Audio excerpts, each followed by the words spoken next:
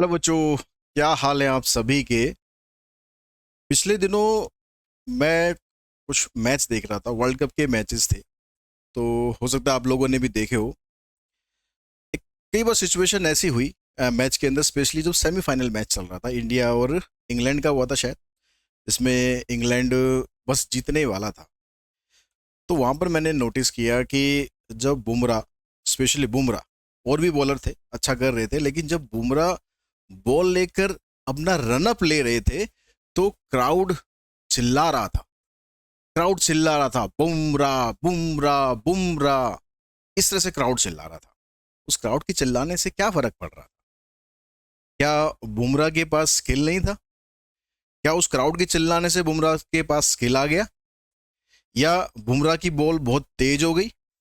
या बुमराह की बॉल में कुछ जादू आ गया?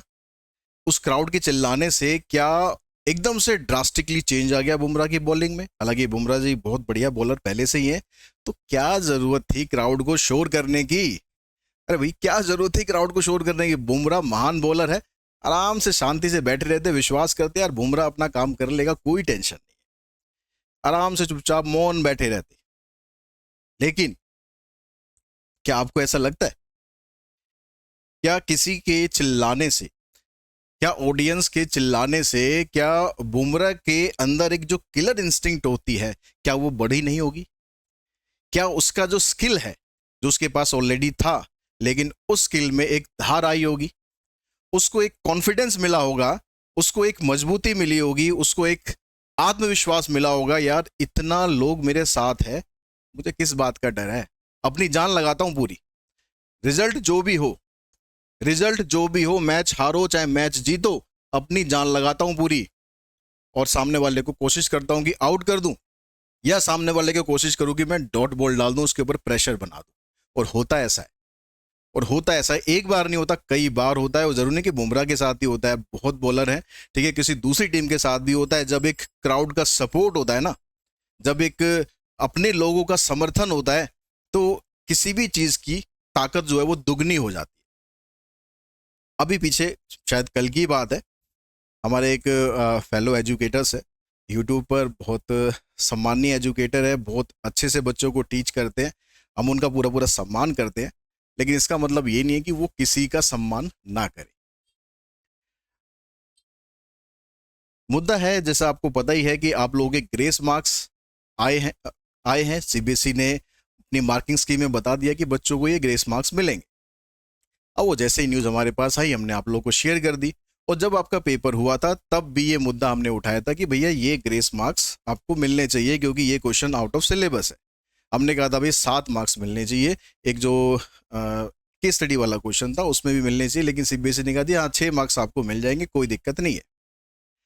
अब वो जो सपोर्ट करना है बच्चों को, क्या वो सपोर्ट करना गलत है बच्चों को? वो मेल हमारे पास एक आई, कहीं से भी आई, वट एवर, कहीं से भी आई, एक सो कॉल्ड ग्रुप से आई, या किसी टीचर ने सेंड करी, या किसी बच्चे ने सेंड करी, मेरे पास एक मटेरियल आया, मैंने बच्चों के साथ शेयर किया।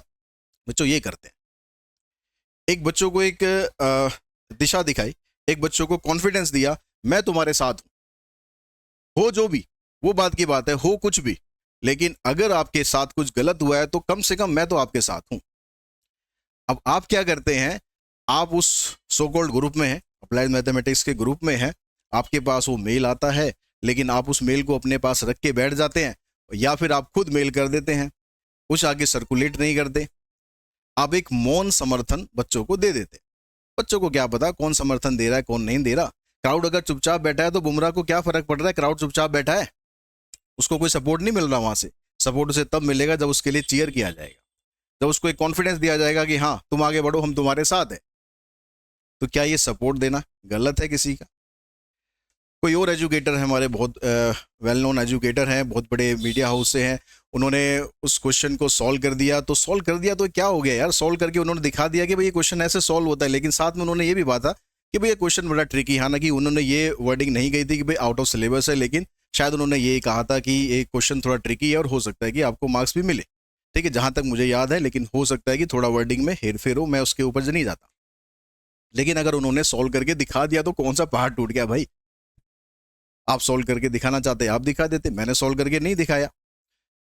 किसी ने दिखा दिया ठीक है, नहीं दिखाया ठीक है, कोई बात नहीं, आउट ऑफ सिलेबस क्वेश्चन था। लेकिन उसके लिए अगर आप किसी को ट्रोल करो, उसका मजाक उड़ाओ, that is not good, that is not good. जब ये सारा काम चल रहा था, हमने वीडियो बनाई उसी दिन, आप क्या कर रहे थे? आप एक वीडियो बना रहे थे, आप एक वीडियो बना रहे थे जिसमें आप ये बताना चाह रहे थे कि भैया मैंने लाइव में ये पढ़ाया, देखो ये क्वेश्चन डिट्टो आ गया, मेरे अपने जो PYQ सीरीज चल रही थी उसमें से ये क्वेश्चन आ गया, जो MCQ सीरीज थी उसमें से ये क्वेश्चन आ गया। अरे भैया आप अगर आप सारा कुछ पढ़ाओगे तो सब आएगा ही, सब कुछ ना। जो हमारे स्टूडेंट थे जो हमसे पढ़ते थे वो भी कहते हैं कि सर आपने जो पढ़ाया सब उसमें से आया, इसमें कोई नई बात थोड़ी ना है। जब हम सारा कुछ पढ़ा रहे हैं तो उसी में से कुछ ना कुछ तो आएगा ही। हो सकता है कि वैल्यू भी सेम हो जाए, हो सकता है कि वैल्यू थोड़ा चेंज हो जाए, कंसेप्ट सेम हो जाए। एक आउट ऑफ सिलेबस क्वेश्चन को छोड़कर सब कुछ वही था जो हमने पढ़ाया था। अब उस बात का मैं ढिंडोरा पीटता रहूं कि जो मैंने पढ़ाया था वही आया, जो मैंने पढ़ाया था वही आया, तो हीरोगिरी इस चीज में नहीं है। हीरोगिरी इस चीज में नहीं है कि भैया जो मैंने लाइव में पढ़ाया था देखो वही आ गया, जो मैंने एमसीक्यू सीरीज में पढ़ाया था देखो वही आ गया। हीरोगिरी इस चीज में कि अगर कुछ गलत हुआ है तो आप उसके साथ सपोर्ट करो, आप उसके साथ स्टैंड लो, आप उसके साथ खड़े हो और उसे बताओ कि मैं तेरे साथ खड़ा हूं। ये नहीं कि आप चुपचाप घर बैठ जाओ, हाँ भैया मैं तो तेरे साथ खड़ा हूं लेकिन मैं किसी को बताऊंगा नहीं, क्योंकि आपको ये भरोसा ही नहीं था कि रिजल्ट क्या होगा। अगर ये ग्रेस मार्क्स नहीं मिलते तो शायद हो सकता है कि वीडियो ऐसी बनती कि फला फला टीचर ने वीडियो बनाया था, आप लोगों को सपोर्ट करा था, क्या हुआ? कुछ नहीं हुआ ना, कुछ नहीं हुआ, कुछ नहीं होता, और बहुत कुछ होता है। आपने खुद भी एक वीडियो बनाई थी 2023 में भी ऐसा कुछ हुआ था, और बच्चों ने CBSE को मेल किया था इसी तरीके से, हमने ट्विटर पे भी डाला था और बच्चों के पास रिप्लाई आए थे CBSE के। आपकी अपनी खुद की वीडियो है जिसमें आप खुद कह रहे हैं कि बच्चों के पास रिप्लाई आया, मैं इस बारे में वो डिटेल में बात करूंगा। एक शॉर्ट में आप ये कह रहे हैं। तो यार जब CBSE बच्चों को रिप्लाई कर रही है दैट मीन्स मेल जा रही है, कानों में भी जा रही है, दिमाग में भी जा रही है, क्योंकि नंबर ऑफ मेल्स बहुत सारी हैं, एक दो नहीं है, तीन नहीं है, चार नहीं है, नंबर ऑफ मेल्स बहुत सारी हैं। तो कहीं ना कहीं दिमाग में भी जा रही है, कानों को सुनाई दे रही है आवाज की, बच्चों की आवाज है ये, और उसका जो रिजल्ट है उसका रिजल्ट कुछ ना कुछ निकलेगा और निकला है।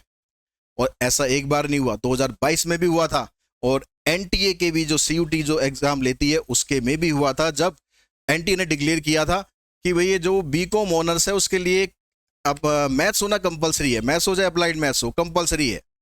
अब उससे पहले तक बिल्कुल भी ये डिसीजन नहीं था।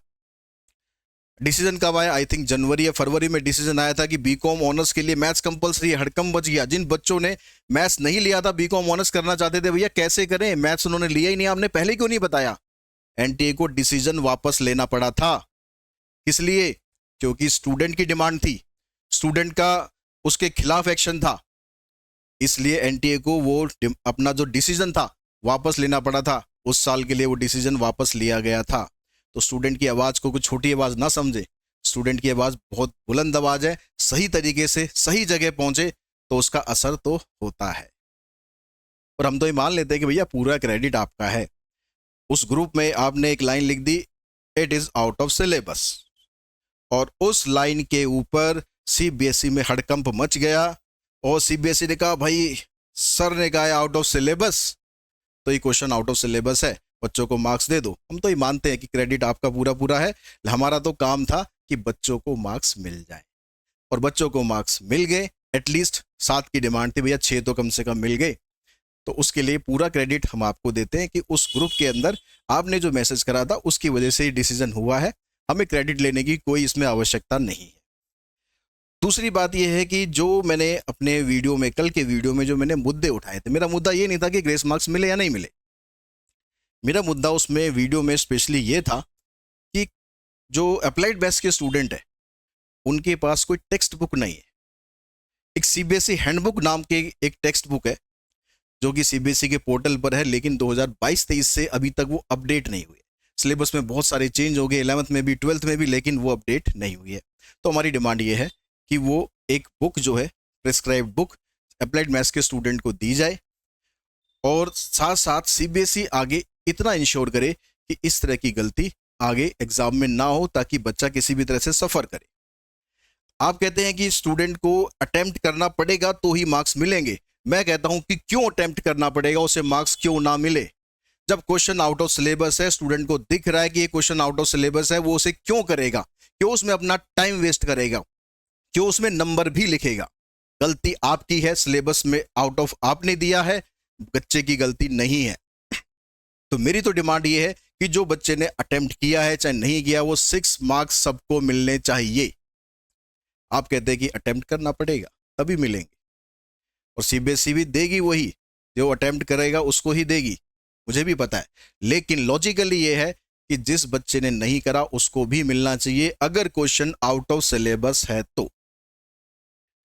तो मैं आपसे ये रिक्वेस्ट करता हूं कि आप उस ग्रुप के माध्यम से, जिस ग्रुप में आप जुड़े हैं और जिस ग्रुप में एक लाइन की वजह से सीबीएसई ने कहा कि बच्चों को 6 मार्क्स दिए जाएं, तो मैं आपसे रिक्वेस्ट करता हूं कि उस ग्रुप में कम से कम ये बात आप जरूर शेयर करें कि बच्चों को एक उनकी प्रिस्क्राइब टेक्स्ट बुक दी जाए, उन्हें पता रहे कि हमारा ये सिलेबस है, हमें इसमें से तैयारी करनी है, और सीबीएसई आगे से इस तरह की गलती रिपीटेडली ना करे। कोई भी 10-12 साल में कभी हो जाए, चलो कोई बात नहीं, कभी कभी ब्लंडर हो जाता है, लेकिन ये नहीं है कि रिपीटेडली करे। 22 में हुआ, 23 में हुआ, अब जाके 26 में हो गया, पता लगा 27 में भी हो जाए। तो आपसे मैं ये रिक्वेस्ट करूंगा सर कि बस आप अपने ग्रुप के माध्यम से ये बात आप अपने जो भी सीबीएसई में वहाँ पर लोग जुड़े हुए हैं उन तक आप पहुँचा दें, और बच्चों का थोड़ा सा भला हो जाए। कम से कम जो अब 11th से 12th में आ रहे हैं, या अब जो 11th में अप्लाइड मैथमेटिक्स लेंगे, उनका थोड़ा सा भला हो जाए, उनको एक सही से सिलेबस मिल जाए,